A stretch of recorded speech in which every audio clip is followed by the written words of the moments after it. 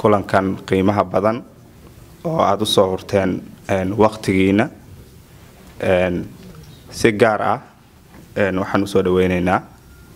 labada gabdhood oo hablihii Soomaaliyeed nagala jooga maanta oo iyagana waqtigooda qaaliga soo horay dhammaan culumadii ugaasiyadii dadkii xirfadleyda Soomaaliyeed waa joogaan kulankan muhiimadiisa ugu weyn waxa loo soo agaasimay in looga wada hadlo midnimada ummadda Soomaaliyeed inta badan markaan anigu wax xiriirinayo qofkii wax soo abaabulo waxaan weydiiyaa maxay tahay muhiimada meesha looga hadlayo hadee laba wax laga waayo meeshaas ma qabto microphone mana xiriiriyo su'aashan weydiiyo waxay tahay wax Soomaali ka dhaxeeya mata wax laga wada hadlayo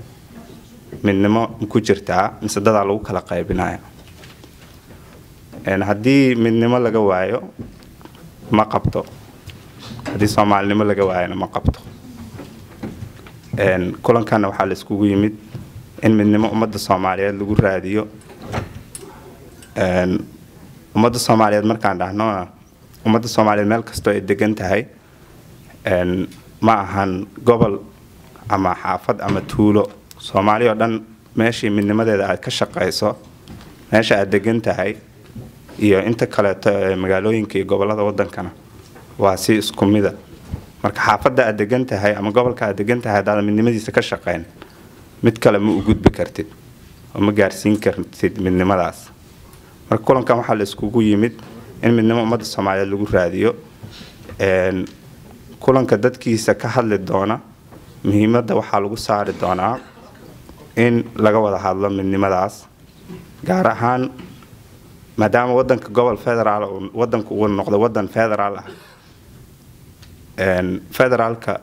uu iska adag yahay waa nidaam hadda nagu cusub ummadda Soomaaliyeed gobolada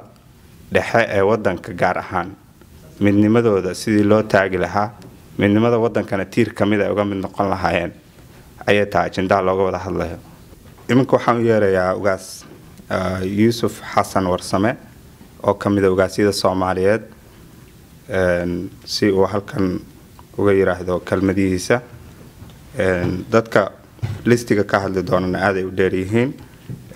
qof walbana waxaan ka codsanaynaa inuu waqtigiisa kooban uu ku soo koobo khudbadiisa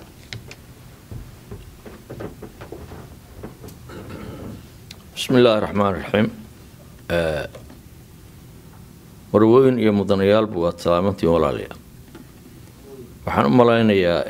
meeshan arinta loo yimid waa sida loo sheegay oo waa arrimo ku saabsan gobolada dhexe waxaanan tuhunsanahay in arintu ay ahayd warbixinta gobolada dhexe oo laga sugayay inuu nasiyo madaxweynaha Ximani Xaab mudane maxaa Cabdullaahi Aadan Tiicay kulli waxay la tahay inuu malaha wadada ku soo jiro laakiin waa iska sii hormarsanayna wixii fikrad isdhaafsi ah waxaan u malaynayaa go'aan haddana la ka sugayo oo meeshan inuu ka soo baxo aan nala kaga fadhiyaa inaanu jirin Soomaalidu waxay tiraa sideedaba war helaaba tala helay markii warbixinta nala siiyo oo siday xaaladuhu siday yihiin iyo siday wax isu qaadan karaan fikradaha aan helo markaas bay kulay ku haboontaa inaan ka munaaqashoono waxa sideeda aan garan karaa waxa ay tahay intii ummaddu gobolada kale intooda badani nabadgelyo darro ha jirto dagaal ha jiro burbur ha jiro laakiin waxaad moodaa in gobolada dhexe dadkoodu is ilaaway oo ay ku baraarugeen iyagoo taagan meel cid waliba ka tashatay iyada laftigeedu waxa la yiri cudurka marka la helo caafimaadkiisa markaas la helaa cudurkiina la ogaan caafimaadka lama heli karo marka haddii aan ogaanay gobolada dhexe meesha maanta ay ku sugan yihiin oo aan wada dareenay aniga rajadoodu markaana ila dhowda sababtu waxa weeye dhibka jiray waa la dareemay waxaa laga maarmaana marka in la raadiyo xal looga bixi karo halka looga bixi karaana wax kale maaha cid walba iyo qof walba way u muuqataa waxa weeye waxa looga bixi karaa midnimo iyo iskaashi baa looga bixi karaa iskaashi iyo midnimo ayaa looga bixi karaa iyadoo waxa differentiation ka oo dadku ay hore u qiimeyn jireen meel la iska dhigo lees weydiyo maxaa noo dan ah labadii gobolada dhexe ka tirsanaba ay yiraahdaan gobolada dhexe hadaan maxaa noo dan ah waxa imaan kara marka waxa noo danta ah waa la isu sheegi karaa hadda mar hadii wixii noo danta aan isu sheegnana waxa imaanaysa hadii yaynaan u fadhina aan qabano marka waxa noo danta aan qabano ku talaabsano marka waxa la warka hal soo yareeyo ana waxaan islahaa wax aad dhageysatid marka hore waa la iga naxsaday oo wixii aan aad qishtid lahaa ana la qishay marka intaas aan ku soo koobaya assalaamu calaykum waraxmatullaahi wabarakaatuh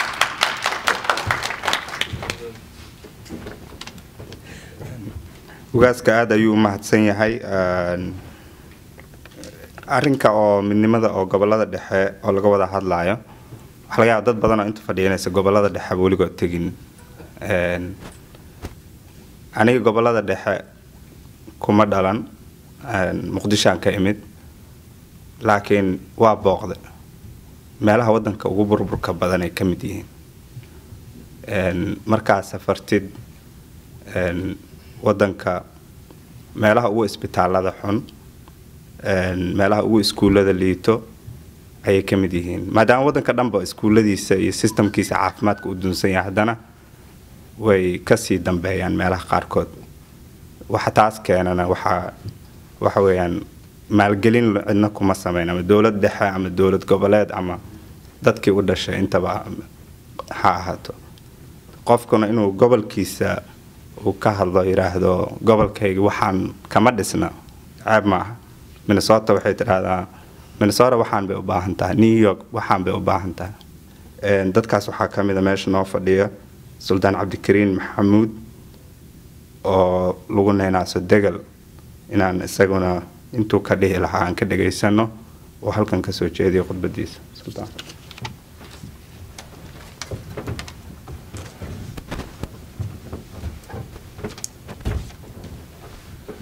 بسم الله الرحمن الرحيم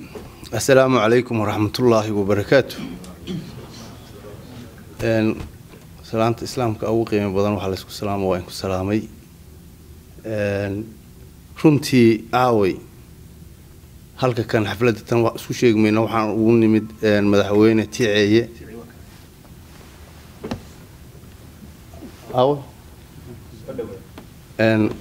ma sha Allah waaba kanba madaxweyne ku soo dhawow dadkaagii waa halkan diyaar ku ah inay ku soo dhaweeyaan hal istaago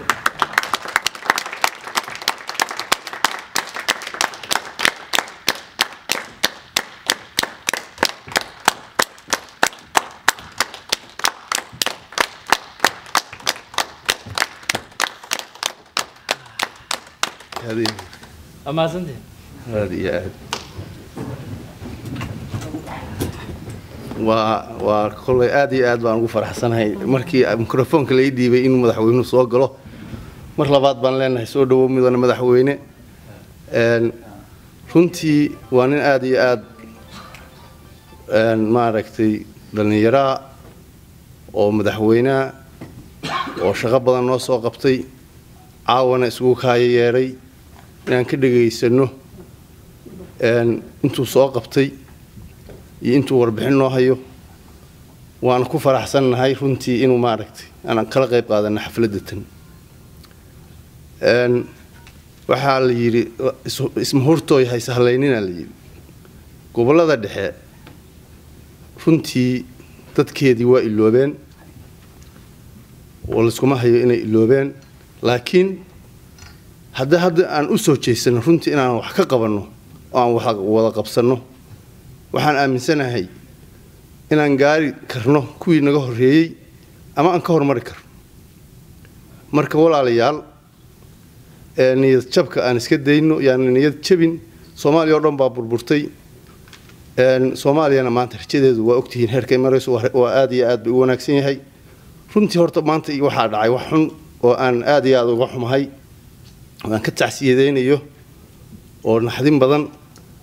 xamar qarax weyn baa ka dhacay ilaahay waxaan ka baryaynaa intii dhimatana inuu naxariisto inta dhaawacana ilaahay buskeeyo ummadayadana ilaahay dhibka uu ka qaado dawladayadana dawlad annagoo dhan oo wada anfacda ilaahay nooga dhigo boqolkiiba boqolna waa ku rajo weynahay dawladaasu sidii aan u niyeysanay inay noqon doonto insha allahu waxaan u niyeysanay oo Soomaaliya oo dhan ay aaminsan tahay dawlad aad iyo aad loo aamini karo inay tahay marka walaalayaal hadalkii waxa la yiraahdaa la soo gaabiyo waxaan kuleyto sidii uu noo sheegay ninka xiriiryaha noo ah waa midnimada Soomaaliyeed waa muqaddis inaan Soomaaliya aan isku dayno inaan isku keenno haddii aan ka wada shaqeyno waan gaari doonaa special gobolada dhexe haddii inaan isku tashanno oo aan ka talino sidii aan isku keeni lahayn waa hawl noo taala marka hadalkii waxaan ku soo gabagabeynayaa gobolada dhexow aan istaagno dalkayga aan istaagno dadkaygiina aan istaagno aan wax wada qabsano aan dadaalno Soomaaliyana aan wada istaagno waxaan aad iyo aad ugu mahadcelinayaa dadka ka soo qayb galay xafladan quruxda badan leh oo noo soo qaban qaabiyay madaxweynaha iyo maaragtay ragga geesaha ka fadhiyay inta u timidna waxaan leeyahay walaalayaal aan wada istaagno wadankii madaxweynaha labaad iyo mar boqolaadba waxaan leeyahay mudane madaxweyne hadda aad dadka hogaaminaysid dadka sidaas isku keen lahayd waxaan rabnaa wadadeeda inaad noo tilmaantid waan ku daba galno waa salaamantihiin wasalaamu calaykum waraxmatullaahi wabarakaatuh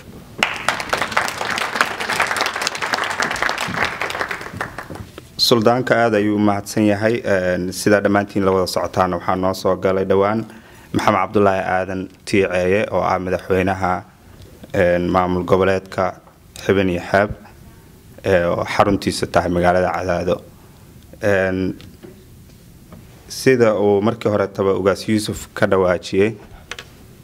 waxa la isku ogaa in madaxweynaha warbixin laga qaato ka bacdina dadka hadaladooda halkaas laga sii tixraaco waxaan haatan ku soo dhaweynaynaa kolay bani waa la iga mudan yahay in madaxweynayaasha la soo dhaweeyo protocol badan Soomaaliya ka jiray laakiin maanta waxa la igu sharfay inaan soo dhaweeyo waxaan soo dhaweynayaa maxamed cabdullaahi aadan tiiceeye madaxweynaha maamul goboleedka xubin iyo xeeb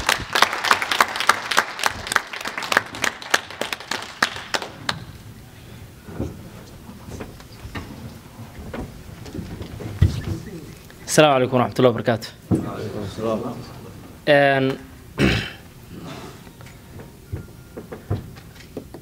marka koowaad waxaan rabaa inaan tacsi u diro intii maanta ku geeriyootay dhibkii ka soo gaaray maxkamaddii sare waxaan leeyahay intii dhimatay ilaahay jannada ka waraabiyo inta dhaawacanna ilaahay dhaawac degdeg ha uga dhigo kullee waxaan aaminsanahay aanan ogahay in gacanka xaq daran ay dishay qofka maanta islaamka qof islaam isku qarxinaya kullee ilaahay hortiisa wuxuu kala helo leeyahay marka laakiin annaga hadda waxa xilkana saaran yahay inaan ilaahay u barino inaan u tacseyno isla markaasna aan maaragtay inta dhaawacana ilaahay u barno inuu ifududeeyo ilaa baa maad iskale waxaan runtii u mahadcelinaa inta ka soo qayb gashay marti sharafta ka soo qayb galay inta soo qaban qaabisay iyo dhammaan maaragtay xilliga lagu jiro ilaa hadda am shifrin waxa waay qabowgii ahay awgeed aan gariiran dareema qabow lama qabsan marka xilligan qofka runtii maanta weatherku sida uu yahay ay tahay qofka ku yimidna runtii xil weyn qof saaray weeye marka waa u mahadcelinaa inta maqanna waa loo cudur daaraa sababtoo culayska jira la ogyahay marka intaas uga baxo kulley hadalka insha Allah waxaan ugu talagalnay inuu noqdo maaragtay informal uu noqdo ma wax formal oo speech kaliya la jeedinayo sida la ajligeed topiga runtii yaal waxay tahay inaan warbixin yar oo kooban aan ka sheego Soomaaliya isla markaasna haddaan nahay shacabka iyo siyaasiyiinta iyo waxgaradka iyo cuqaasha gobolada dhexe degan inaan jeexo jidka ku habboon ee aan ku heli karno xaqa aan ku leenahay dalkan Soomaaliya aan ku leenahay iyo sida aan uga qayb qaadan karno inaan dawlad horumar leh ee dalku ka taaganto oo ay sii socoto. marka koowaad runtii waxaan leeyahay waa guul u soo hoyatay Soomaaliya oo dhan inay maanta tahay dawladdii runtii koowaad oo aan ka arkayno wax la yiraahdo rajo wax qabadkeeda hanaan socodkeeda waa jiraan dhaliilo badan oo maaragtay markay noqoto hadday noqon lahayd musuqmaasuq hadday noqon lahayd dadka oo aan lahayn maaragtay capacity aan lahayn laakiin markaad fiirisid dhinac walba dawladdan waxaan isleeyahay ayna tahay oo dadka inta badan ay aaminsan yihiin Soomaaliya jooga ama ka shaqeeya ama la shaqeeya inay tahay dawladda kaliya ee maaragtay intii la soo maray kulay nagu hogaamin doonta jid cusub oo ka bedelan waxayna u baahan tahay kaligeed wax walba ma qaban karto waxay u baahan tahay in runtii maaragtay aqoon badan iyo waxgarad badan iyo conference badan loo muujiyo lana siiyo waxaad arkaysaa marar badan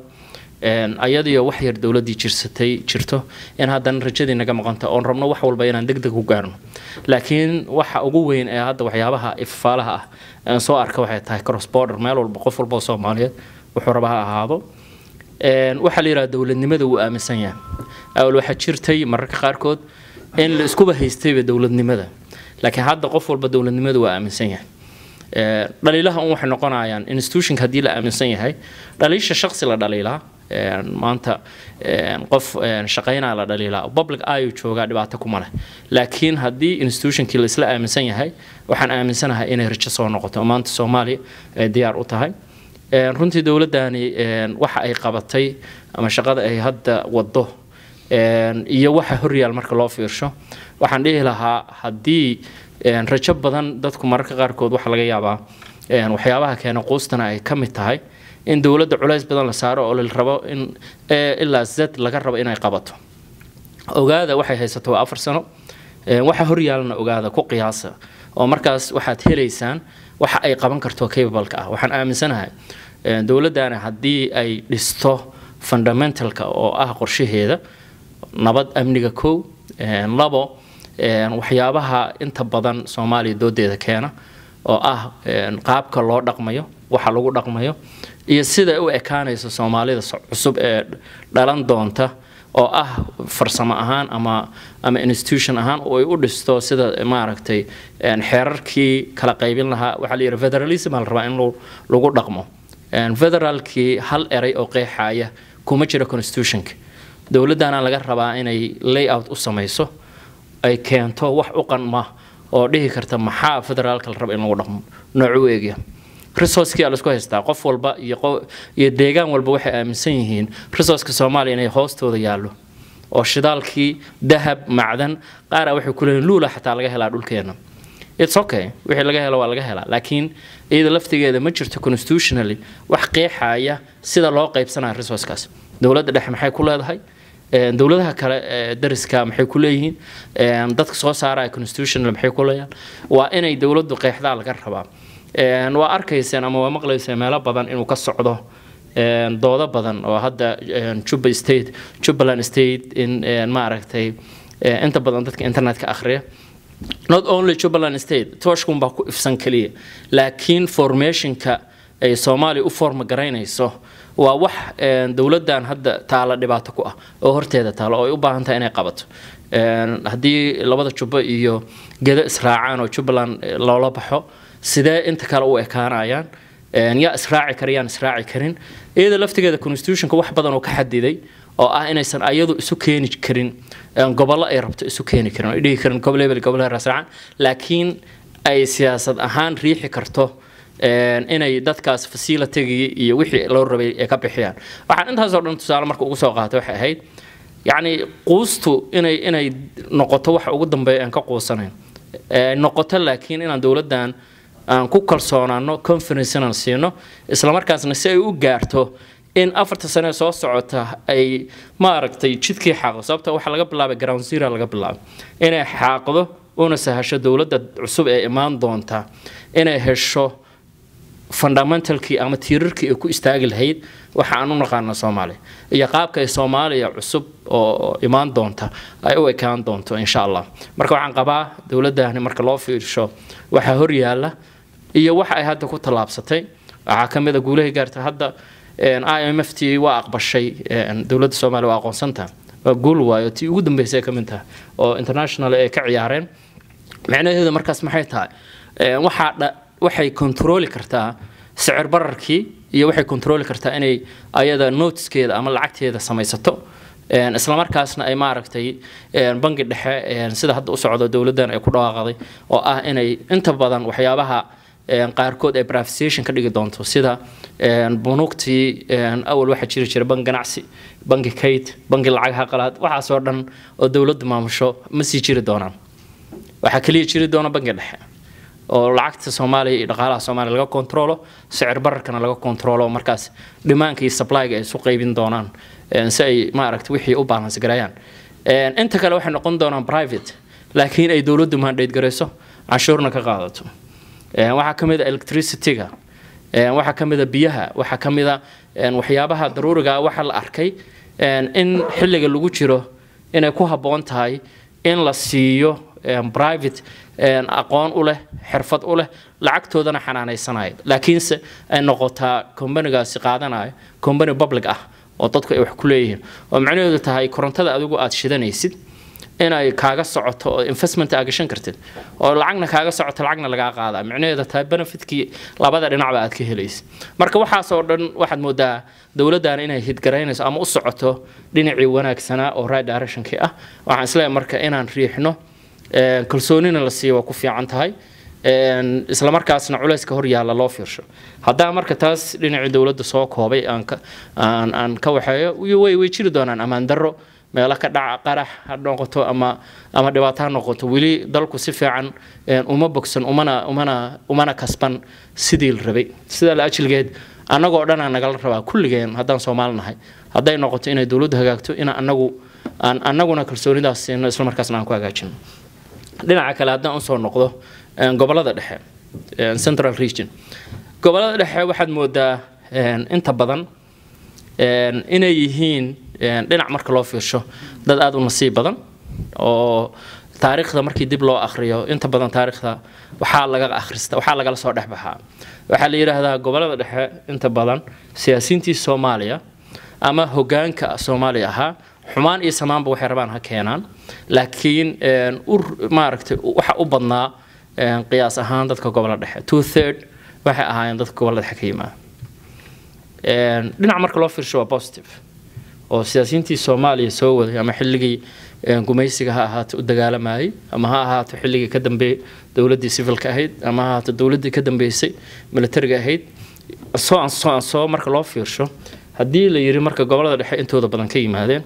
maxaa u diiday marka dhinaca kale in gobolada dhexe ay yeeshaan hoggaan u shaqeeya shacabka deegaankaas degan waxaad moodaa inta badan in la la'yahay dhibaatada ugu badan ay tahay gobolada dhexe waxay mar walba ku calaamadsan yihiin waxa la yiraahdo zone 5 markaan gobolada dhexe leeyahay of course waxaan ugu jeedaa mudug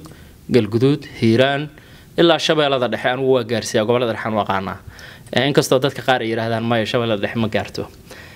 waxay rabtaa taas hadda maanta kuma doodayno laakiin gobolada dhexe inta badan intaas ah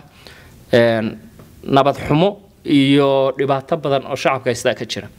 waana wax man made ah oo dadku ay sameyn karaan dhaqaale loo heli karo human resource loo heli karo la qodi karo la kala badbaadin karo dadkaas bal in la kala badbaado iska dhaafay xubka la isku sii dhiibaa waa dhimata waa dad badan ku dhinta dhinaca kale international community-ga ama dadka loo yaqaan hay'adaha caalamiga iyaguna waxay u phrase gareeyaan meeshaas inay tahay maxaa la dhahay zone 5 ama qadka cas waa laga yaabaa fikrado badan inay dadka maskaxdooda ku wareegato dadka qaar ay yiraahdaan waa conspiracy theory waa oo macnaheedu tahay waana la nacab yahay qaar dhaha waxa ay proof garan karaan male wax nacab iyo wax jaceelba qaar ay yiraahdaan ma aragtay waxaan haysanaa shidaalka ugu badan iyo uraniumka ugu badan iyo macdanta ugu badan aan dhulkaas taal marka waa la caburina ayadana proof looma hayo dadkeedu ma aragtay dad la jecel yahay ma aha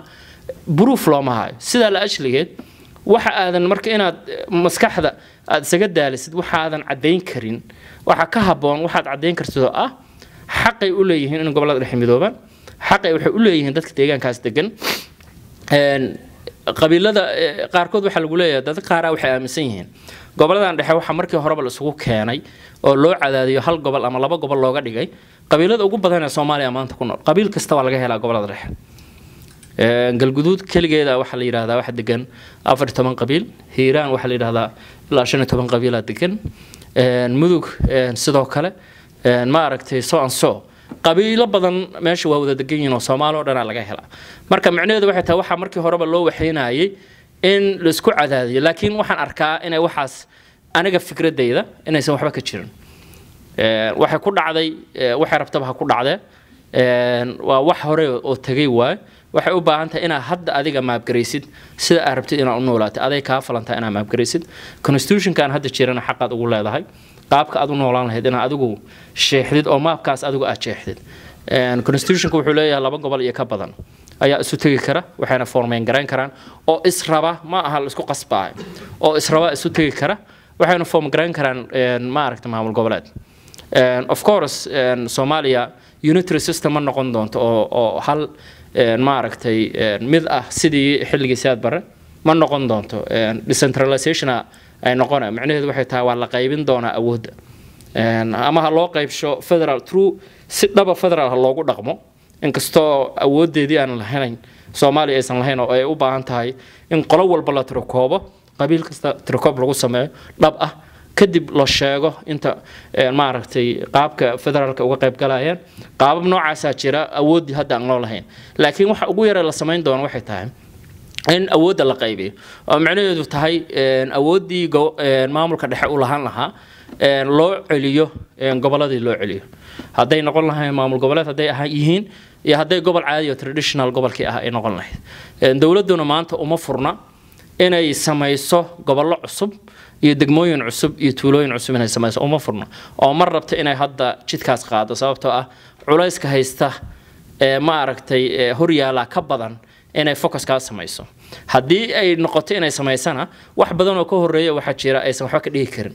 oo oranayaan ma aragtay anigu intaas oo gobolaan samaystay waagii 20kii sano ee ka horeeyay sida la ajligeed waxay ku qasbanaan doontaa at least markay ugu yaraato inay u dirto team oo teamkaasi soo qeexaan in meeshaas u qalanto gobol iyo degmo iyo ma aragtay tuulo u qalanto kadibna wixii ka soo baxa meeshaas waxa siyaasad ahaan marka culays badan ku furmaayo oo dad waxay oran doonaan waxana loo diidayaa annaga qabiil ahaan ama waxana loo diidaa dad ahaan ama waxay rabaan la iman karaa soo marka mar rabto dawladdu inay jidkaas furto laakiin fursadda u furan gobolada dhexe waxay taa maanta in wixii la ahaa iyo sidii la yahayba ayagu ay maanta wixii hore intay meel iska dhigaan oo conspiracy theory-ga ahaa oo la aaminsanaa fikirka ahaa waana la nacab yahay waana la saanana la yara hantidii adduunka oo dhan Soomaaliya oo dhan annagana hoosta sida aad kula soo bixi kartid hantida Soomaaliya coastal iyo sida aad dadkaaga u horumarin kartid waxay tahay in difference-ga dhex yaala oo bayarba inta meel la dhigo la isugu keeno hal maamul goboleed oo markaas maamul goboleedkaasna uu noqdo mid constitutional waafaqsan sharciga ma aragtay dawladda isla markaasna ma aragtay keenaya inuu ka mid noqdo maamul goboleedyada ka jira Soomaaliya waana wax fudud dhinac marka loo fiirsho waxaan aaminsanahay sida muuqata gobolada ku yaal deegaankaas aqli iyo maskax iyo kuma yara iyo awood dhaqaalaha kuma yara intaba loo baahan yahay kuma yara waxaan aaminsanahay xataa haduu noqdo maamul goboleed rasmi wuxuu noqonaa maamul goboleedyada ma dhihi karo ugu qanisan noqonaa marka aan fiirina waxa muuqdaan anigu qiyaas waxa aan muuqanayn la soo bixin anigu awoodeeda ma leeyahay qiyaaso laakiin waxa muuqda xoolo iyo ma aragta beero iyo waxa ay leeyihiin ay muuqda marka la qiyaaso wuxuu ka mid noqonaa maamulada ugu qanisan ka mid noqonaa kulay meeshaas jooga sababta xoolaha nool iyo waxa la midka iyo deked iyo badii iyo wixii oo dhan strategically wuxuu noqonaa maamul dhaqaalihiisu aad u fiican yahay haysta maaragtay ganacsi ku xiran bartamaha Soomaaliya maadaama uu yahay ganacsi ku xiran dawladaha dariska ah dhinaca rabtaba ha ahaato ama dhinaca badda ha ahaato ama dhinaca bariga ha ahaato sida la ajligeed waxaan arkaa inuu isnoqon karo maamul xalna u noqon kara dhibaatada Soomaaliya ka jirta inuu ka qayb qaato dhinaca kalena support gareyn kara ama raaci kara ama riixi kara dawladda Soomaaliya dhaqaale ahaan ku kabi kara dadkiisana u shaqeyn kara oo dhibaatooyinkan yaryar ee dhex yaala ay dhamaan karaan sida la ajligeed waxa ugu badan maanta aan rabay inaan shirkan kaliya ka hadlo ma ahayn inaan ka hadlo ximan iyo xeeb iyo maaragtay wax la mid ah ka hadlo waxay ahayd kaliya inaan encourage gareeyo isla markaasna aan barnaamijka soo dhigo baahida loo qabo dadka deegaankaas degan gobolada dhexe degan baahida loo qabo inay midoobaan maamul noqdaan samaystaan maamul iyagu ay xaq u leeyihiin dhinaca constitutionna waxaysan sababtoo ah dhibaatada kale iman karta waxay tahay haddii ay ku feelgaroobaan ama ay ku guul daraystaan inay ayagu maamul la imaan waayaan waxa imaanaysa dawladdu xaq waxay u leedahay inay samayso goboladii hore 18 gobol sidii uu ahaa formally inay u magacaado maaragtay governors ama maaragtay gudoomiyaal gobol ay u magacaabaan taasun bay kaliya noqon kartaa dawladdu sababtoo ah dawladdu waxaan rabin iskuma qasbi karto ismana keeni karto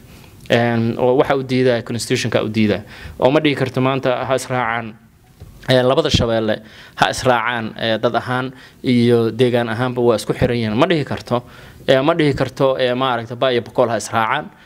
dad ahaan waa isku xiran yihiin laakiin waxay sameyn kartaa kaliya dadkaasi wixii ka soo baxa inay dhageysato kuna kaalmayso kuna caawiso qaab ahaan haddii kale waxay noqonaysaa faragelin ku noqonay oo waxa la leeyahay siyaasad ahaan ayaa maaragtay faragelin ugu sameynaysa marka waxaan kaliya maanta rabay inaan encourage gareeyo isla markaasna dadkii kulay cuqaasha ahaa iyo waxgaradkii intii joogtay intii maqanba in loo istaago sidii goboladaas dhexe uu maamul u samaysmi lahaa maamulkaasna uu noqon lahaa mid faa'iido u leh Soomaaliya guud ahaan gaar ahaanna gobolada dhexe faa'iido u leh waa mahadsantihiin imaanshaad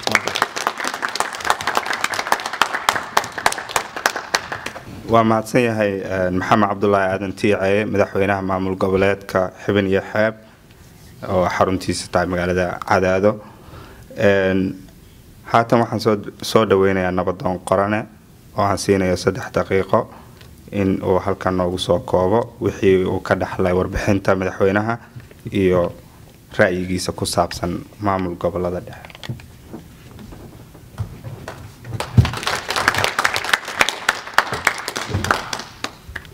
بسم الله الرحمن الرحيم السلام عليكم ورحمة الله وبركاته dhammaan waxaan salaamahayaa dadweynaha ka soo qayb galay meeshatan gaar ahaan waxaan salaamahayaa madaxweynaha ka yimid gobolada dhexe waxaan ku salaamayaa salaanta islaamka السلام عليكم ورحمة الله وبركاته aad baan ugu faraxsanahay in madaxa oo mas'uul ah oo ka yimid gobolada dhexe inuu noogu yimaado magaalada Maanasood anigu waxaan ka mid ahay dadkii ka yimid gobolada dhexe markaan sii cadeeyo waxaan ka yimid Cadaado iyo Cawdwaaq waan ka soo shaqeeyay runtii shaqadii aan ka shaqeeyay iyo dhalashadii iyo koritaankii iyo waxbarashadiiba bayskayga hoose ahayd ilaa hadda dadkii waalidka ahaa baa ku nool aad baan waxaan ugu faraxsanahay marka in ay ka yimaadaan dad mas'uuliyiin oo u doodaya ama ka hadlaya gobolada dhexe iyo isku xirkooda iyo nabadeynteeda waana soo dhaweynaynaa ama waan soo dhaweynayaa gobolada dhexe hadda waxaa laga hadlayaa gobolada dhexe waa iska badan yihiin oo sida uu sheegay hadda madaxweynuhu oo waxaa la yiraahdaa gobolada dhexe mudug galgaduud hiiraan iyo duulo bardaba soo raacay bahalkii muxuu ahaa shabeellada dhexe marka hadda waxaan ku soo gaabinayaa galgaduud mudug waxay noqonaysaa Puntland bay hadda ma taqaana u badan tahay inkastoo ay jirto galmudug oo ka mid ah galgaduud iyo mudug labadaba ka mid ah laakiin waxaad moodaa hadda madaxweynuhu inuusan ahayn mudug inuusan ahayn uu yahay galgaduud maadaama uu galgaduud yahay oo gobolladii dhexsaas uu yahay baan aad u soo dhaweynayaa caadadii caawud waaq waa meel aad iskugu dhow oo isku meel awey dhuusamareeb waa sidoo kaleeto waa dhunaan si fiican u aqaano taaka iyo deegaan ahaan iyo dhaqan ahaan iyo dabeecad ahaan aan u aqaano runtiina waa sida u sheegay hadda madaxweynuhu waa meel dhib badan uu ka dhacdhacay dhibka ugu badnaa Soomaalidu ay ka sheegato gobolada dhexe ama mas'uuliyadda ay u sheegaan gobolada dhexe waxaan aad ugu faraxsanahay in dadku hadda ay fahmeen inay wax wada qabsadaan oo dadku aysan kala noolaan karin ama ay ku fiican tahay inay wada noolaadaan waxaan jeclaan lahaa hadda ayagoo wada socda tiiceeye haddii ilaahay kudmahay hadda ninka guddoomiyaha ka caawud waaq ninka ka muxuu ahaa galmudug ayagoo inta isu yimaad saddexdood isu yimaad mideeya galgaduud macnaha marka la yiraahdo galmudug aysan tahay marka waxay soo badan tahay laakiin mudug bay u badan tahay galgaduud bay u badan tahay marka inta iyagu isu yimaadaan inay mideeyaan oo siyaasad ahaan dadkaas ma taqaanaa hadda waxaad moodaa xoogaa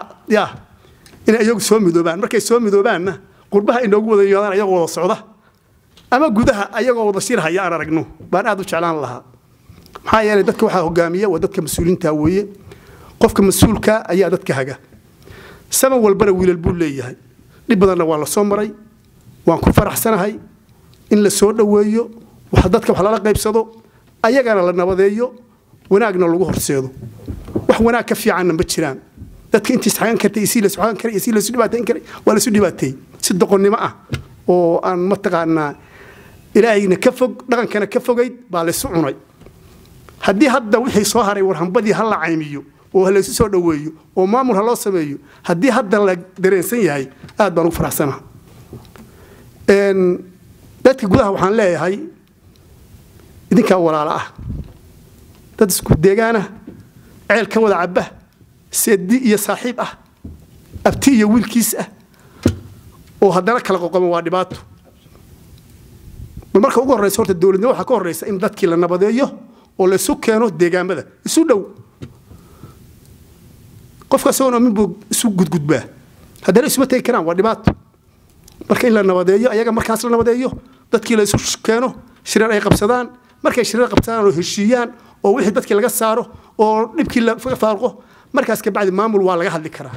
laakiin dadkii ayagoo la nabadeyn oo gogol nabadeed loo dhigin oo dhaqankii iyo siyaasadii ayna midaynin way adag tahay sida loo yiraahdo maamul loo sameeyo markaan waxaan dhihi lahaa waa fikrad aad u fiican in dadka wax lala qaybsado dawlad baa dhalatay dawladana waan soo dhaweynaynaa oo aad baan ugu faraxsanahay dawladda ku meel gaarka way ka baxday sida hadda uu madaxweynuhu u sheegay ama sida idaacadaha kala soconno wax badan waa soo gaadina wax badan ayaa hadda qabsoomay waana wax lagu hiran karo dadku inay sacfiyaan walaalo inay noqdaan maamul in la samaysto gogol nabad in la dhigo isimada in la isu keeno siyaasiyiinta inay ma taqaanaa isaaf gartaan kala jiyeeshada dadka in laga daayo aad baan u soo dhaweynayaa waana ku faraxsanahay madaxweynahana waa soo dhaweynayaa aniga iyo wixii ugu fikrada dadku waxaad moodaa arkeen wanaagana ay arkeen marka haddaanu nahay gobolada dhexe aad baan ugu faraxsanahay inaan isla shaqeyno gogol fiican inaan isu dhigno inaan ma taqaanaa dadka wixii ka saarno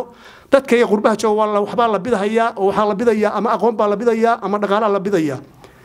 waxyaabaha dhibka ka jirana qayb weyn baan ka qaadanaa runtii haddaan damcana wanaag inaan u bedelnana wanaag badan baan samayn karnaa marka waxaan leeyahay iyadoo ilaahay laga baqahayo oo walaalnimada la fiirinayo oo aakhirada la fiirinayo qof walbow waxaad ku tala gashaa waad dhimanaysaa waad ka tegaysaa adduunyada tan wixii beerta aad falad samaysataadna ku raacaysa marka waxaan leeyahay qof kasta oo jooga iyo mid kale soo maqan nabad iyo walaalnimo iyo islaax ka shaqeeya $100 oo diraysid oo dulan ku diraysid walaalnimo iyo haddii la kuna islaamnimo iyo derisnimo iyo saaxiibtinimo ku dir wixii wax fidnaynaya ka jooji haddii aad hadlayso telefoon ku hadlayso telefoonka aragta lagu wada hayo waxaan leeyahay war nabad iyo walaalnimo iyo islaamnimo ku wada noolaada waxaan filayaa dadba inuusan joogin waxaa waagi jirtay markii dawladdu dhici rabtay yaa nin afrikaan ah oo adu hadda dawladaha afrika oo dagaal u soo mareen kamid aha maalin meel shir la isku yimid ka qodbeeyay waxa idin ka muuqda bi ifaala dagaal laakiin waxaad ogaan doontaan biyo hadda ma garanaysaane markii dagaalku dhaco aad jabtaan habro iyo ciyaal inay soo haraan oo waxaad xukuntaan weydaan bad arki doontaan biyo kalmadaas oo ku soo noqotaa hadda lagu soo dhacdaa marka waxaan leeyahay hadda wali waa hanbaa noo dhaqan baa noo dhaqan wali walaalnimo noo dhaqan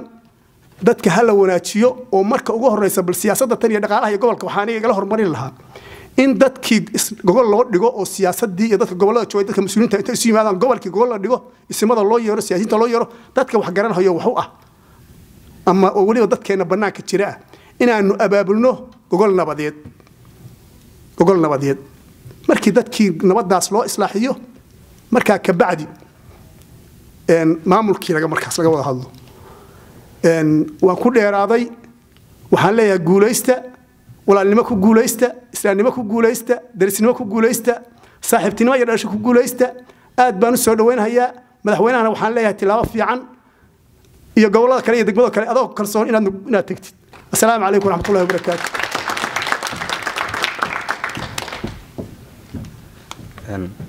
waa mahadsan yahay nabadoon qorane intaanan u gudbin qofka ku xiga nala hadli doona waxaan jeclahay inaan la wadaago sheeko yar oo ku saabsan magaalada Hobyo arrin aan ku arkay June 2009 magaaladaas anigoo assignment u tagay ayaa waxaan ka qayb galay aroos ay burcad badeed leeyihiin oo 40 Land Cruiser xeebta Hobyo arooskaas lagu dhigay gabadha la aroosay waxa ku daray ninka burcabadeedka commanderka oo ahaa aabaheed hooyadeedna aroos kama qayb galin habeenka arooskaas markaan ka qayb galay si aan sheekadaas u dokumenti karayo waxaan codsaday inaan reerka gabadhaas u tago subaxii gabadhii hooyadeed iyo walaalaheed waxay deganayeen Hobyo meel banaankeeda 1 mayl u jirto meesha ay deganayeen marraba reerkaas magacooda inaan idiin sheego sababtaa waxay ugu aamineen inaanan sheegin sheekadana kuma qorin hooyada gabadhaas dhashay dhar ku filan ma qabin wayna diiday in arooskaas ka qayb gasho ama ay qaadato lacag burcabadeednimo lagu keenay Sooriyo inay gabadheeda uga qaadato macna qofka Soomaaliga gaar ahaan hooyooyinka Soomaaliyeed si xalaal quudato u yihiin ayay kaaga turjumaysaa ilmaha gabadhaas la dhashay cunto ku filan ma haysan waa qaawanayeen biyana ma haysan arrintaasna waxaa keentay jahli fara badan maadaama badda Hobyo ay u jirto 1 mayl waxaan weydiiyay ilmaha maxay kaaga gaajoon yihiin isla markaasna maysan aqoonin in kalluunka badda ku jira ilmaha siisan karto kalluunka badda Soomaaliya ku jira magaalooyin kale loo dhoofkeeyaa isagoo laga yaabo in wax kiilo ka yar in $100 ama $50 lagu kala iibsado Dubai ama Istanbul ama meelo kale in marka horumarin loo sameeyo dadkaas waxa ka hortaagan aqoon darro dadka arrimahaas markasta ka shaqeeyo dumarka Soomaaliyeed taageeradooda u taagan waxa kamid ah Fartuun Weheliye oo kamid ah hoggaanka dumarka Soomaaliyeed ee Minnesota ku sugan haweenka Soomaaliyeed ee Minnesota ku sugan sidoo kale tan jecel inay caawiso gabdhaha Soomaaliyeed meel kasta joogan waxaan ku soo dhaweynayaa inay mikrofoonka timaado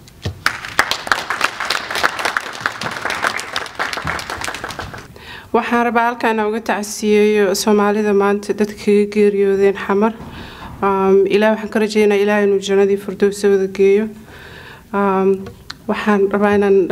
jaal madaxweyne ku soo dhaweynaynaa shaqo fiican oo wadanka soo qabatay waxaan rabaa inaan 2 kalmadood idin dhaho ragana Soomaaliyeed oo walaalayaal ani gurgudud waa ku soo koray macaawad waaqna reebtiga degan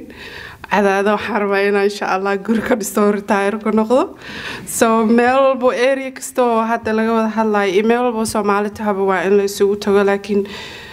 markaan maqlo shir oo nabada laga hadlayo ama Soomaaliya la mideynayaaba dhigtaan kor u taaga waxaa iraada aleelahay markaana dalcadan aan saaranahay oo aan ka bixilaanay hadeer korkeeda tagaynaa laakiin haddana markiiba niyada ay wax maato waxaan arkaa meeshii in lagu soo noqonay gaari dhiiqa ku jira oo markii xoogaa hore loo riixay meeshiisa ku soo noqonayo marka wax fikrado badan qof walba uu ogyahay wixii la sameyn lahaa iyo meeshii la aadi lahaa dad aqoon-yahanaa iyo wax noo jooga dad waalidiinahoo naga weynagana fikrado badan laakiin anigoo dumar haween ah oo walaashiina waxaa su-aasha kaliya idin weydiina waxay tahay marka maalin walba meeshuna kusoo noqonaysano wax horumar la gaaraynin dhimashadiina badan tahay baahidiina badan tahay cuduradiina badan yihiin maxaa xala dadku inta isku soo noqdaan warheedaya meelna uma dhaqaaqeynay maxaa strategy on heesana waxa fiicnaa fikrada qaadatiino shirka maalba la sameeyay inta la joojiyo balira aan horta bal annaga as dad oo leader aan training galno aan miirina galno aan annaga nafteena aan ku saacidno in maxay communication problem kan haysta maxay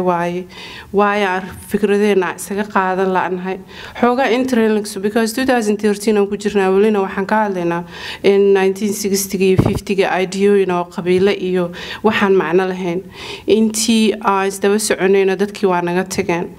أنا عافمات كده وين أنا كشقي سدوا لالك الشيء سوماليا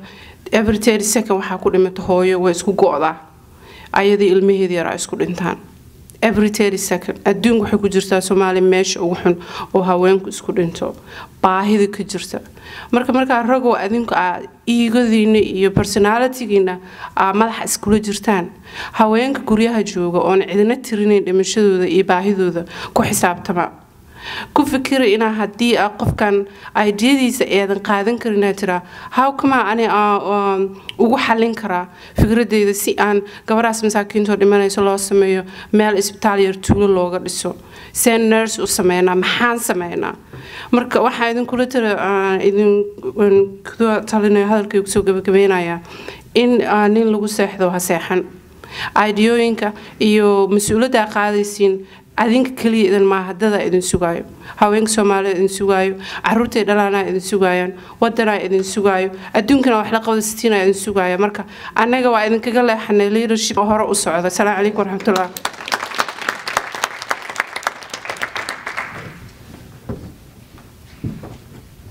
waa maasanta fartoon waxaan soo dhaweynayaa nabadoon tahliil faarax xarne inuu kelmad ka yiraahdo السلام عليكم ورحمة الله وبركاته. بسم الله الرحمن الرحيم. اللهم صل على سيدنا محمد وعلى آله محمد وصحبه وسلم. أما بعد وحان مهدو علينا هيا إلهي بقى مهد سكالي وحان مهدو علينا هيا انتي سواء قاس انتي شركان شرفت بدن او هدي لها كويد مهيو عقلك إيو أركتيدا إيو أهل مدى إيو هدي لها كويد مهيو درسنا بدأ أنت والله سو شقيي يعني مهدو علينا هيا وحن كلام مهدو علينا هيا مدحوينها حبيني حاب عبد الله محمد عبد الله تيعي وأهنن آدي آد دتك رادياشنا وقد جيستي وحقبت كي سنة الله أركي أنا وحن كنت دري لها صدحية طبعا كلا قضا أفرية طبعا وقد جيلها وأهنن آدي أيوة marka qofku wuxuu la yimaado ayaa lagu tixgeliyaa awaanin dhalinyaraha soo baxay eraygiisa aad baan u dhadhansanahay iyo fikradiisa dadkoo dhanna waxa looga baahan yahay hadii dhalinyaro yihiin hadii waayeel yihiin inkastoo waayeelka lagu tiriyo dadkii wax soo qaribay inaan u badannahay laakiin dhalinyarada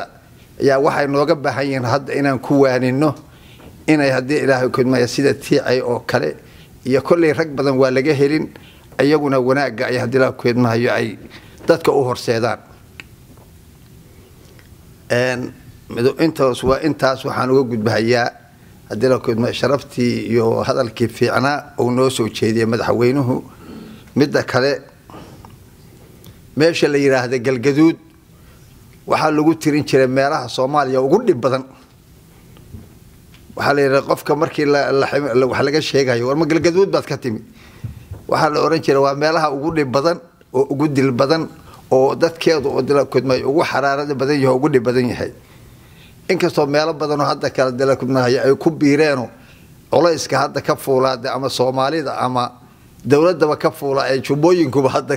ku soo kordheen oo iyaga hadda markii raadiyaasha hadii dilakudmay laga hadlayo la yiraahdo Soomaaliya waxa ugu dhib badan hadda wax la xaliyo jubbooyinka yaa ugu dhib badan taasaad moodama inay ku maaragtay arrintanadii la qaybsatay aad baad u mahadsantihiin ragii soo qaban qaabiyay inta ka soo qayb gashay marka waxaan leeyahay horta Soomaalinimada dilawkeedmay waa loo dhashay laakiin in lagu dhaqmo oo la ogaado qof walba qof kale wuxuu u yahay diinta la yahay dhalashada la yahay dhaqanka la yahay in la is ogaado oo dadka qalbigiisa ay gasho aad bay u fiican tahay hadda dilawkeedmahayo Soomaaliya heer ayna gaarin baa jira Mareykanka ma waxaan ka dilawkeedmaa video ka fiirinahay wiil baa la dilay baa la yiri wiilkii markii la dilay waxa la fiidiyowsha laga soo daayay hooyadiisa wiilkii waa la waayay hooyadiisa maalinkii dambe yay waxa u timid booliskii markaas ay tiri war wiilkayga asoo xuurtaysan ordahayu ii soo galay hal baaro waa la baaray ninkii wuxuu noqday wiilkii ninkii dilay buu noqday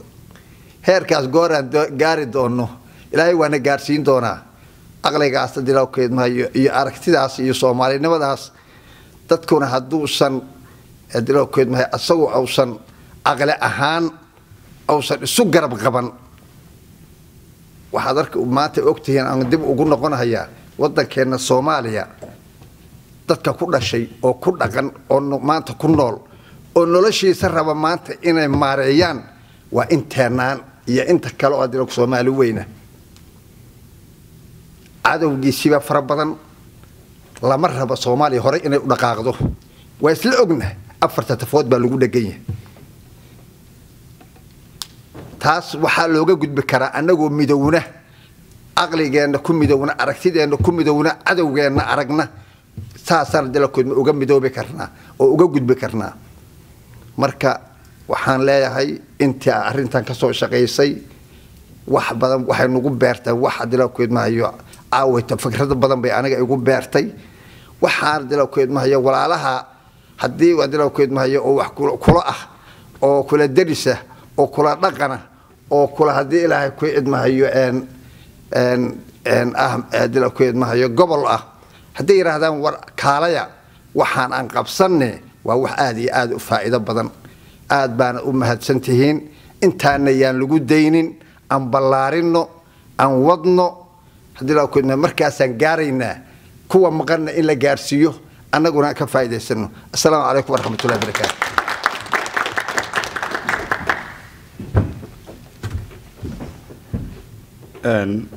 nabadoon tahliil aad ayuu mahadsan yahay sida dhamaantiin la socotaan kulanka waqtigii uu bilaaban lahaa oo daahay iyo cimilada oo aad u sii xumaanaysa darteed waxaan isku dayaynaa inaan soo gaabino waxaan haatan soo dhaweynayaa Dalmar Xaashi oo kamid ah hoggaanka Soomaaliyeed ee Minnesota jooga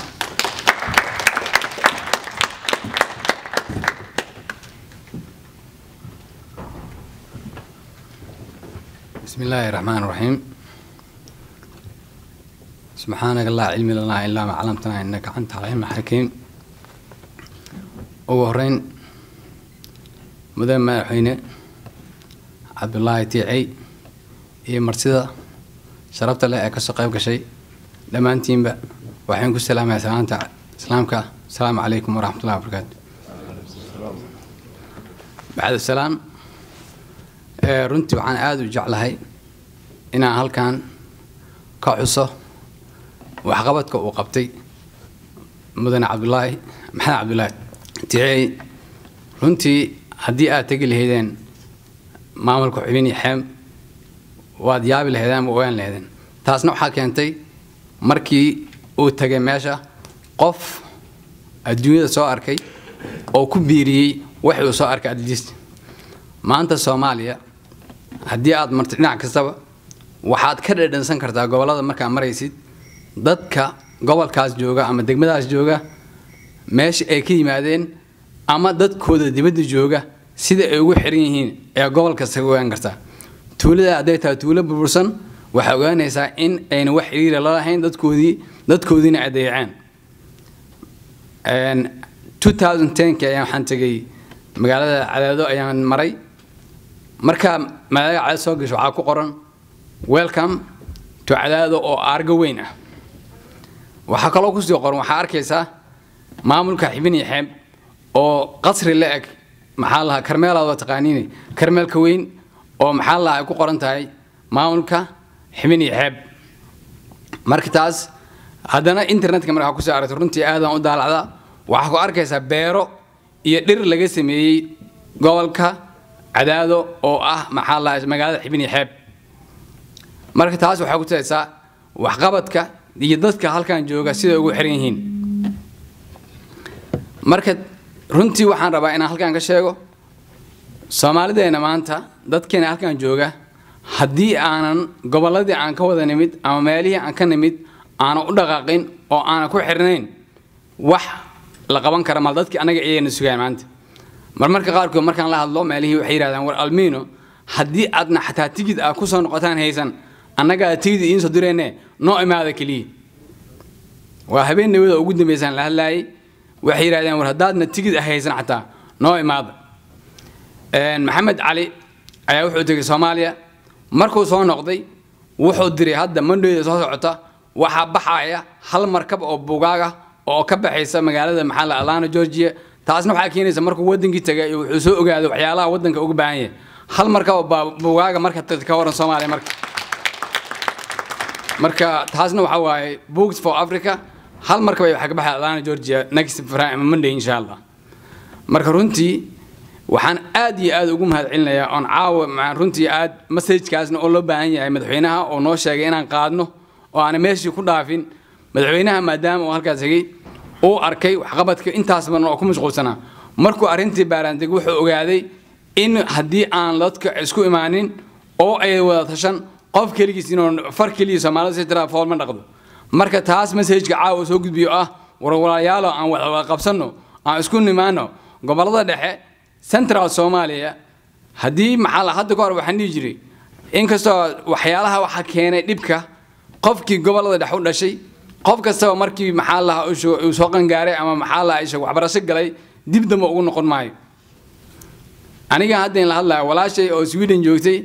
ayaa waxay noqotay ayaa wadanka ku noqotay Sweden ay ka guurtay guriga meesha ka dhisatay halkaas ayayna degtay marka gobolada dhexe iyo magaalada Guraceel ilaa ay maxaa Dhoosmaro ay degtay marka sidaa daraaddeed dadka hadda waxa way repatriation u baahanahay inaan meeshan ka nimid ku xirnaano inaan wax u qabano dadka anaga ayna sugayaan marka message-ka haddii dadkii sida maxaa la mudane Cabdullaahi Tiici madaxweyne Tiici oo kale aan loo tagin oo dhibaatada la soo dirtina haddii war maxaa la qof loo sheego wax ma ku noqon karto marka dhamaanteen waxaan ku boorinayaa anagoo dhan caaw message-ka inoo yaraanin aan qaadno aan maxaa la yiraahdaa Soomaaliya dhan Google u fidino aan anaga Google isku fidino aan dhamaanteen heshiino goboladeenna saan u dhisan lahayn oo gobolada dhexe Central Soomaaliya meesha liyaa sidaan u dhisi lahayn oo Soomaaliya dhan u dhis lahayn aan ku dadaalno wassalaamu calaykum waraxmatullaahi wabarakaatuh haatan waxaan u yeerayaa engineer Jibriil Afyare oo kamid ah aqoon-yahanada Soomaaliyeed oo nala jooga السلام عليكم ورحمة الله وبركاته مدن مدحوينه تيعي محمد عبد الله معلن تيعي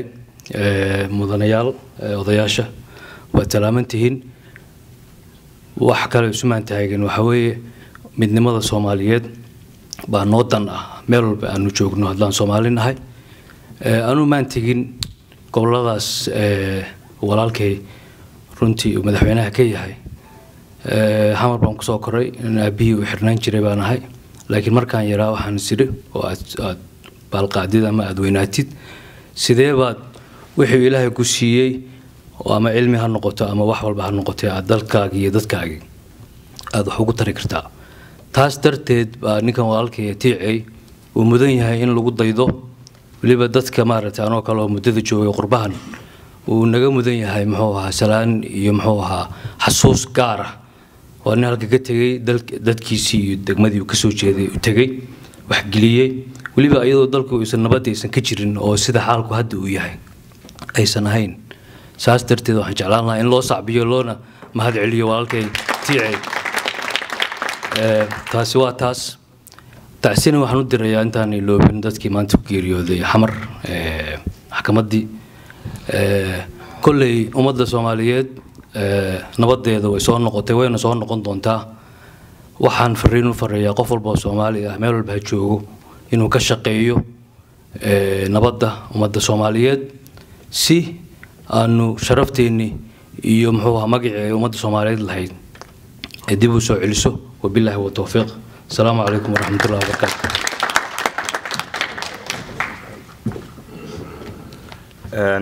إمكن وحن ويا عبد الكريم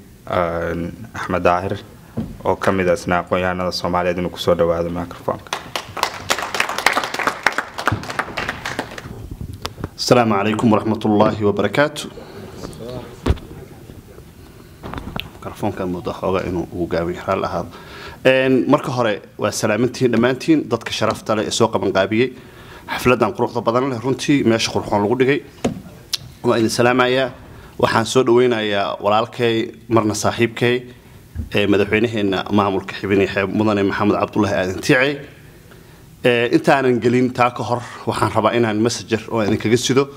gudoomiyihii baarlamaanka galmudug oo marti noogu ah magaaladan oo run ahaantii maanta soo gaari waayay mudane xasan maxamuud hayl oo 3 maalin ka hor yimid una yimid arrin emergency ah xaasko ka xanuunsan ilaahay waxaan uga baryaynaa inuu caafiyo maanta emergency dhakhtar waxa subiis ku ahaa marka arrinka iyadaana runtii waxa waadi ka gudbinaynaa maanta ku qornaa inuu yimaado laakiin fortunately ma imaanin arrimahaas jira ogeed marka xiga waxaan rabaa inaan laba qaybood ka dhigo arrinteeda maanta mana badina insha Allah taala waqtigan ugu kooban marka hore soo dhaweyn iyo mahadnaq tiicay waa la yaqaanaa markii uu meesha tagay wuxuu qabtay iyo markuu qabanayay say meesha ahayd ee xibinii xeeb iyo hadda sida ay tahay runtii even New York Times xataa ka fiirsan CNN-ka wuxuu qabtay qolo ee ka saaran tahay ma jirto marka arrinkaas ma rabo inaan ku dheeraado mideeda kale xibinii xeeb galguud kaliya degan mudugna waa degan marka taasna waxaan rabaa inaan saxo waxaan rabaa arrinka ayada markaan gudbo gobolada dhexe miidkan gobolada dhexe waxaan leeyahay dadka ku nool Soomaaliya waxa soo maray 8 hogaamiye sinis ay xorriyada qaadatay Cabdullaahi Ciise wuxuu ka yimid Hiiraan waa gobolada dhexe Aadan Cadde wuxuu ka yimid Hiiraan waa gobolada dhexe Cabdirashiid Cali Sharmaarka Hob uu ka yimid waa gobolada dhexe Cabdiqaasim Salaad Xasan wuxuu ka yimid Galguduud Dhuusamareeb waa gobolada dhexe Sheekh Nikal yiraahdo Cabdullaahi Yuusuf Axmed wuxuu ka yimid Mudug waa gobolada dhexe nasiib waxaan u yeelanaa hadana gobolada dhexe madaxweynaha hadda iyo prime ministerkiisa labada waxay ka yimaadeen gobolada dhexe marka haddaan nahay reer gobolada dhexe ogaada annaga xukunka Soomaaliya annaga inta badan gacanta ku haynay mar walbana wanaagga Soomaaliyeed u taaganahay waxaan ka codsanayaa one message marka reer gobolada dhexe haddaan nahay waxa kaliya oo Soomaaliya ay wax ku noqon karto waa inaan adkayno institutionka ummadda Soomaaliyeed Soomaaliya maamul maanta u dhisan hadalladeenu waxay u badan yihiin deegaamaysi laakiin waxa ka maqan in energy la geliyo dawladda dhexe ee Soomaaliyeed without energy and dawladda dhexe la gelinin gobolada dhexe ma badbaadi karaan Soomaaliyana ma badbaadi karto marka waxaan ku soo koobayaa khudbadeeda waa inaan ka shaqeynaa dadkeena gobolada dhexe degan iyo wixii kale aan heli karno in institutionka ummadda Soomaaliyeed hadda jira aan ku taageerno dhaqaale movement raadino organization energy geliya dawlad maxay tahay madaxweynaha prime minister dawlad ma dawlad waa annaga we need to energize the government maanta jirta dhaqaale iyo talo iyo tusaale taasa energy-ga gobolada dhexe uu ku jira assalamu alaykum wa rahmatullahi wa barakatuh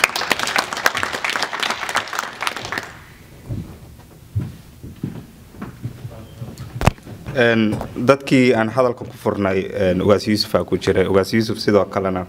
wuxuu ka mid ahaa askarta Soomaaliyeed korneelada Soomaaliyeed waxaa sidoo kale nala jooga korneel Xasan Maxamed oo isagana haatan aan ku soo dhaweynayo ugaaska markii hore ugaas hadaan ugu yeernay hadana isaga korneel mar kale u yeerayna waxaan u yeeraynaa ugaas Xasan laakiin waxaan ka wadaa ugaaska markii hore ugaasnimaan ku soo dhaweynay laakiin korneelkii baas nala jooga waa soo dhaweynaynaa ugaas kale soo dhawaasna بسم الله الرحمن الرحيم اللهم صل على سيدنا محمد وعلى آله وصحبه وسلم أجمعين دمان dadkan sharafta leh ka soo qayb galay shirkan waa salaamantihiin waxaa nasiib u yeelanay in uu warbixin siiyo madaxweyne maxamed cabdulaahi aadan tiicey oo haddii ilaahay ma hayo muddo dheer ka mid ahaa dadka ku dhaqan halka kan Minnesota oo ku xasuusataan shirarkii Soomaalinimada oo asaga iyo dhalinyaro kale badan ay ku qaban jireen halkan maaragtay ii sheeg jaamacaddan markuu halkan ku jiray University of Minnesota aad loogu xasuusto oo aqoontaas iyo wanaaggaas geeyay dalkii meel ka mid ah waa Cadaado wax ka qabtay haatana ay u jeedaan tilmaamaha uu ka bixiyay waxtarka ay u leedahay maaragtay ii sheeg aqoontiisii in la isku keeno gobolada dhexe macnaha gobolada dhexeeto waxaan rabaa inaan ka iraaho tilmaantii caawa halkan baa laga wada sheegay kulli anigu waxaan oran lahaa oo ku talin lahaa oo kula talin lahaa reer Minnesota hadaan nahay waxaan ka bidnahay dadka aad u tiro badan oo Soomaalida oo xilligii burburku dhacay intii ka dambeysay dibadaha u tacabiray oo dibadaha refugee ka galay adduunkaas dalkiina dadka uu sugayaan ka mid nahay waxaan oran lahaa dadka gobolada dhexe ka yimaado caawa masajkan qaada inta kale to halkan joogta u geeya shirarna sameeya gacanna hal la siiyo kaligood ma istaagi karaan waxaana ka garanaysaa inay istaagi karin waxa aanu ku aragnay Cadaado xilligii uu tagay iyo xilliga maanta isbedelka ku dhacay intaas horta waxaan ka leeyahay gobolada dhaxan inta kale waxaan ku darayaa kaliya waa tilmaamihii horay loo bixiyay oo wada jirkuna waa xoogsada oo xoog buu yeeshaa oo guul buu gaara kala daadsanaantuna waxay dhashaa burbur hal arrin baan kula dardaarmi lahaa oo idin oran lahaa waxa weeye fadhi ku dirirka luqadda lagu hadlo Soomaalida halkan joogta laga bedelo hal la gooyo luqadaas luqadda waxtarka u leh Soomaaliya oo wanaaga u leh oo caafimaadka hal la isticmaalo waa aqoonta oo loo adeegsado ayada in lagu fadhi ku diro leeyahay meeshaas maxaan ka yeelaa waraan saas yeelo waraan ceelqol tilmaamaha halka laga bixiyay ama madaxweynaha bixiyay ama intii kale oo ay gabadha ugu xooga badnayd ayaa ka bixisay halkan inta halkaas aan kaga haraya anigu bishii May ee sanadkii hore ayaan halkan ka tagay waxaan joogay badanaa xamar baan joogay waxaan ka imid muddo hal bil ka yar baan hadda halka joogay masajkan hadda aan sheegayo waxaan siinayaa odayaasha da'dayda oo Minnesota ku sugan ayaan rabaa inaan u gudbiyo waxaan oran lahaa dalkii aada anigu dalkii aan tagay halkaasaan soo joogay haddana haddii alla idmo maalmaha soo socda inaan ku noqdo ayaan rabaa waxaan joogay Muqdisho oo ilaa 57 aan joogay qaxootiga intii marka laga reebo la soo qaxay waxaan ku arkay ayaan rabaa inaan idin la qaybsado adinkuna aad ku soo aragteen madaxweynuhuna uu ku soo arkay loogana warqabo maalin walbana meediyada la soo galiyo laakiin waxaan rabaa inaan idin sheego wax aan anigu rasmi aan u soo arkay waan rabaa inaan idin sheego oo idin la qaybsado magaalada Muqdisho dawlad rasmiya ilaa iyo ayaa ka dhalatay dhinac walba oo hay'adaha dawladda oo institutionka hirgeliya bilow weeye sidii la rabay lama gaarin laakiin waxaad ka garanaysaa inay dawlad rasmi ka jirto caalamka jawaabka ka imaanaysa dawladaha caalamku waxay aqoonsadeen dawladda Soomaaliya waxaad ka garanaysaa dawladdu haddayan sidii la rabay ku socon caalamku ma aqoonsadeen sidii hadda madaxweynuhu tilmaamay IMF waa aqoonsatay World Bank waa aqoonsaday Islamic Bank waa aqoonsaday African Bank waa aqoonsaday inay dadka kale dawlad dariiqeedii hayaan oo halka ku bilaabeen waxa anagana la ka rabaa ummadda Soomaaliyeed meel kasta ay joogteen waxa ummadda Soomaaliyeed laga rabaa xanuunka qof walba gaarka u taabtay inay inta isku geeyaan caafimaadkiisii la wada raadiyo sidaa yeelo odayaasha waan ku noqonayaa kulligiin iyo hooyooyinka waayeelka markaa tagtid oo dalkii tagtid oo meeshii hawadii iyo qoraxdii aa ku kortay aad dhex tagtid waad xuub siibanaysaa dhallinyarana waad noqonaysaa wabilaahi tawfiiq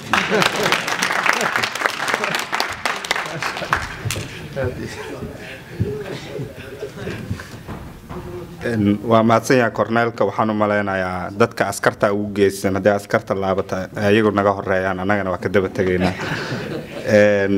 waxaa haata soo dhaweynayaa maxamed cali oo ka mid ah siyaasiyiinta soomaaliyeed sidoo kaleetana ka shaqeeya dhinaca gargaarka maxamed cali aniga markii ugu horreysay waxaan is aragno musharax wuxuu ka ahaa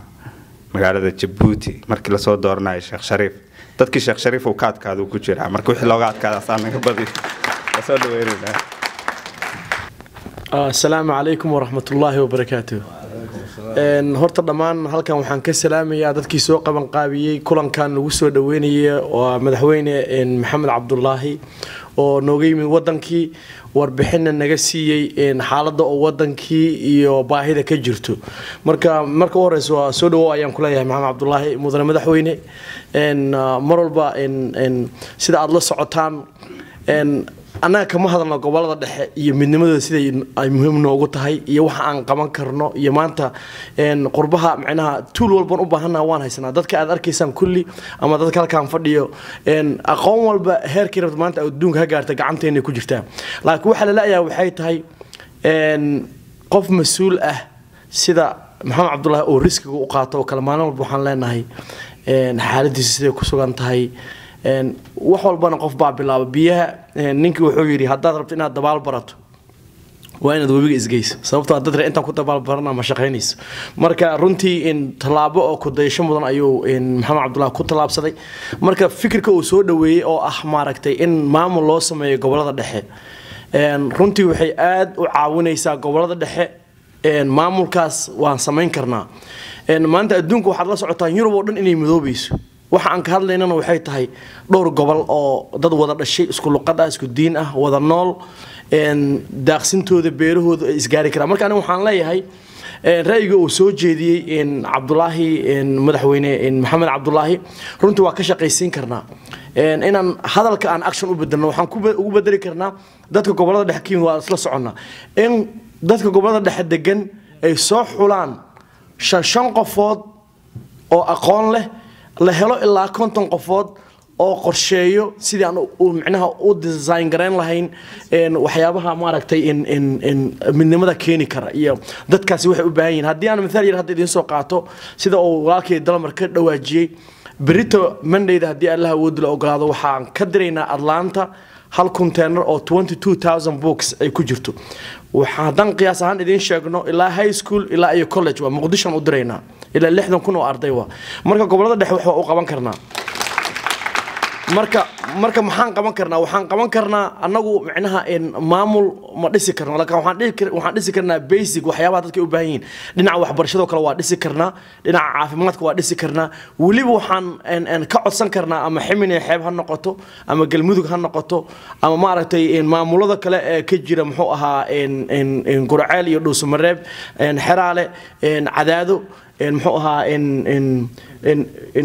maxaan iraahdaa in Hiiraan dhulkaas waxyaabaha ay u baahan yihiin waan la socnaa isbitaalay u baahan yihiin iskuulay u baahan yihiin ceelalay u baahan yihiin waan haysanaa dhaqaalihii runtii aan ku qaban inaan guddi sameeyno aan fiirino sidaan aan u wada dhisi lahayn iskuulo siman isbitaallo guddi arrintaas ka shaqeeyna aan sameeyno 22 sano dhamaatay dhibkii wali taagan marka waxaan isleeyahay 10 sano soo socda haddii aan baleen la dhimaano rayga ay keenana aan ka shaqaysiinay waxaan isleenahay wax la taaban karaan qaban karnaa 5 sano soo socoto diyaarana waa qofka ugu horeeya arrintaas waa mahadsanyahay maxamed waxaan soo dhaweynayaa cabdisalaan kayton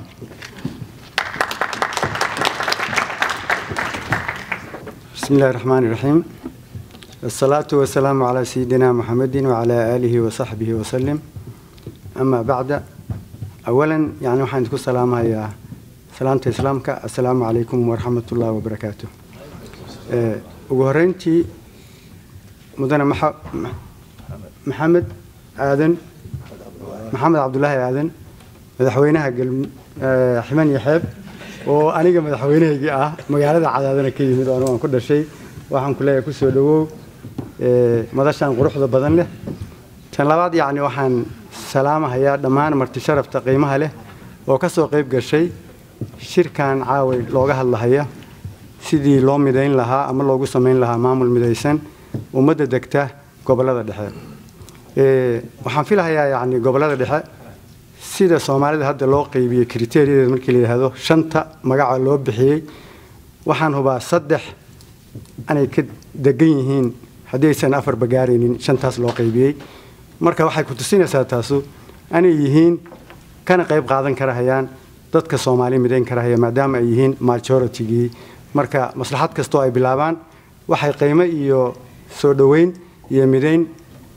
ku saamo ugu yeelan kartaa ummadda Soomaaliyeed dhamaanteed waxay kale too ay haystaan fursadda ah 3 hay'adood ugu sareysa dawladda dhexe oo federaalka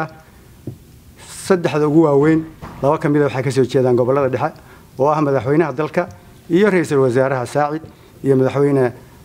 Xasan Maxamuud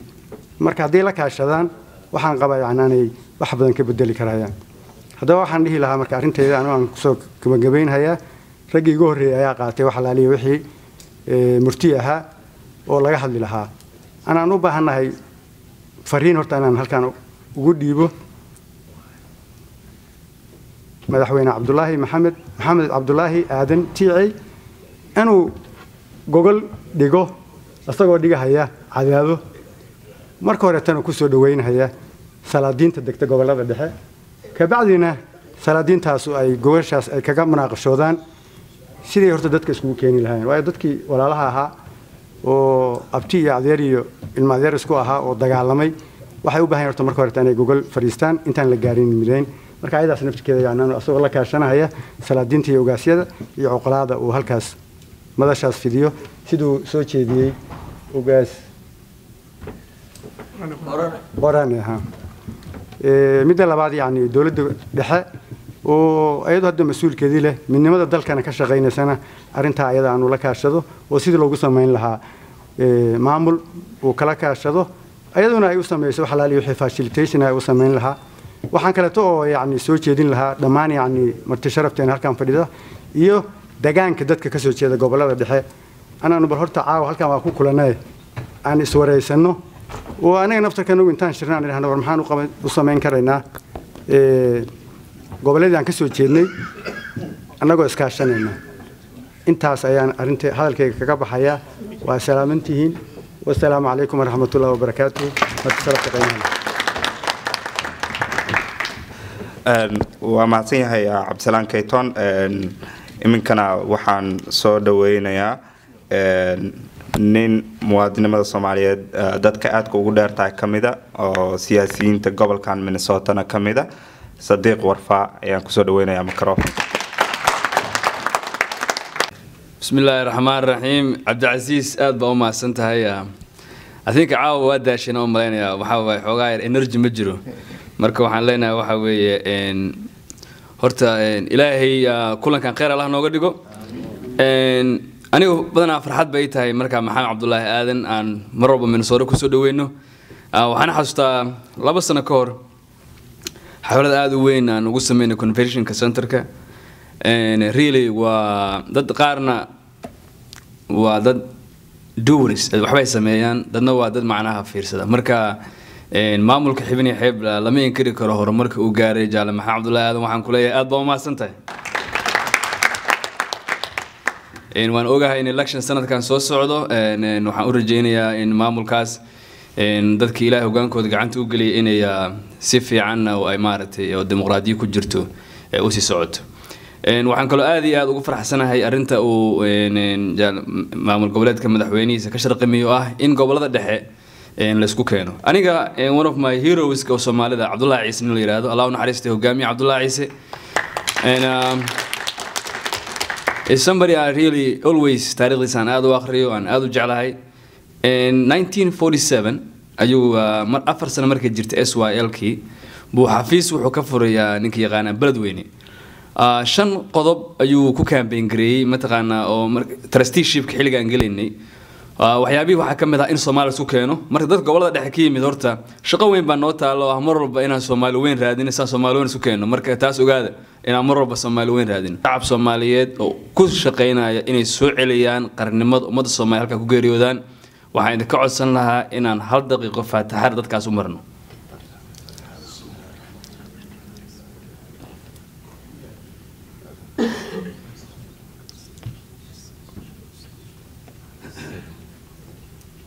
إله وحن كبر يا دتكاس يدتك الدمان وتاجن إن قرن كالصومالي سوعلي يعني إله نوح فيديو أنت دمتني إله ونحرست وعجرت إن صاحبك إلياس معه وأكشل الدوكيومنتري وكسمينا عرنتان ومارتي دباتوين كإله ده أرجع كحسده ومارتي هبين دوي أنت عرنتان دعنا كشيء كينين سيد أمد الصومالي أقوم هذا يعني وحجرت كالصوماليين marka waxaan garan karnaa waxa weeye walaalayaal halkan madaxweynaha baa ka hadlay oo maartay Maxamed Cabdullaahi Aadan aad farxad noogu tahay halkaana midnimadeena aan ilaalino runtii Soomaaliya waxay ku jirtaa arin aad khatar u ah in maanta dadkii ay isku soo dhawaan lahaa kursigan horta Soomaaliya madaxweynaha ogaada waan ognahay dhamaanteen hal qof u qaadaa horta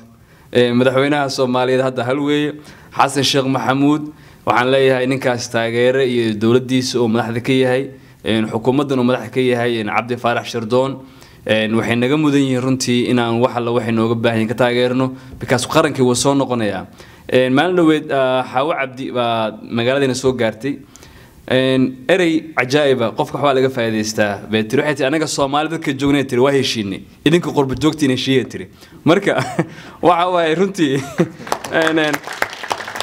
macnaha waxaan ka dareem waxa waay dadkii Soomaali joogay nin walba wuxuu ku mashquulsan ilmihiis uu korsan lahaa annaga intaan had shaawar qaadano ko fiican meelaha fadhina maalub aan inta lacag u dirnaa fidno ku abuurna ma haddii aan dhammaanteen hataa aniga aan ku jirno dhammaanteen haddaadan wanaagooda ka shaqeynin sharkeena aan ka ceshano because Soomaaliya way soo noqonaysaa dad baa really u gantaday oo uu ka mid yahay maamul goboleedyada oo aaminsan yahay madaxweynaheena maamul goboleedka Xibini Xeeb in laga soo bilaabo bottom up approach deegaanka hoose kadib gobolada la isku soo xiro kadib mataqaana federaal loo imaado marka waa arin wanaagsan weeye waana ku faraxsanahay anigu mar walba mataqaana midnimada Soomaaliya ilaaliyo dad kasta oo deegaanka soo degan Soomaaliyana Soomaalida nagala weynaato waxay tabanayeen dawlad bay leeyihiin baarlamaan bay leeyihiin dad baa matala Soomaaliya maanta ninkii dhahaa kama muuqdo dawladdaas waa I don't know macna dawlad ma jirto marka aad baa u maasantihiin really hala taageero mataqaana qorshahana oo madaxweynaha mataqaana Maxamed Cabdullaahi Aadan oo ka sharqaminayo ah in gobolada dhexe la isku soo dhaweeyo kadibna aan raadino mataqaana waqooyi galbeed iyo goboladii Soomaaliland aan soo celino kadib Puntland soo marno kadib mataqaana goboladan maanta Banaadir goboladan Baa iyo Bokool ilaa iyo mataqaana Jubbooyinka aan isku xirno annaga hal Soomaali aaminsanahay hal Soomaali aan aaminsanahay waana maasantiin assalaamu calaykum wa rahmatullahi wa barakaatuh madaxweynaha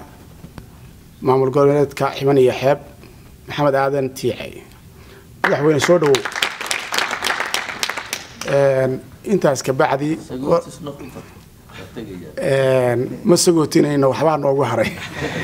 intaas ka bacdi walaalayaal waa mahadsantihiin waqtigiina aad u soo horteen wiidarka oo xun shaqadiinii oo berrita ay tahay Monday qof walba shaqo tagahayo hadda waa hadal jacaylaan qabo waani halkan soo fulaan aan hadlo laakiin waxaa la rabaa action wax kastoo laga hadlaa waxay u baahan yihiin action maahan inaan inta hadalno ka tagno laakiin waxaan ka wada hadalnay wixii madaxweynuhu noo sheegay waxaan rabnaa action inaan ku bedelno inteena caawa meeshaan joogta inaan message-kan qaadno guriyihii aan ka nimid adliisti qof kasta gurigiisa ku celiyo dariskiisa gaarsiiyo tuulada gaarsiiyo gobolka gaarsiiyo arrintani waa wake up call weeye Soomaaliya waxaa tiraa ceel looma qodna cidna uma maqna dadka annagaa u maqan annagaa ugu xolbaa walaalayaal waxaan idinka rabaa aniga iyo adinkuba inaan masjidkan u wada qaadno guryaheennii iyo saaxiibadan iyo dadkeennii anigaa lagu talagalay inaan xiro xafladan lagu soo dhaweynayo madaxweynaha una warbixinta nagu siinayay qof kastoo adinkeedin ka mid ah waa mahadsantihiin xaafadihiina hala gaarsiiyo salaanta madaxweynaha iyo warbixinta intaba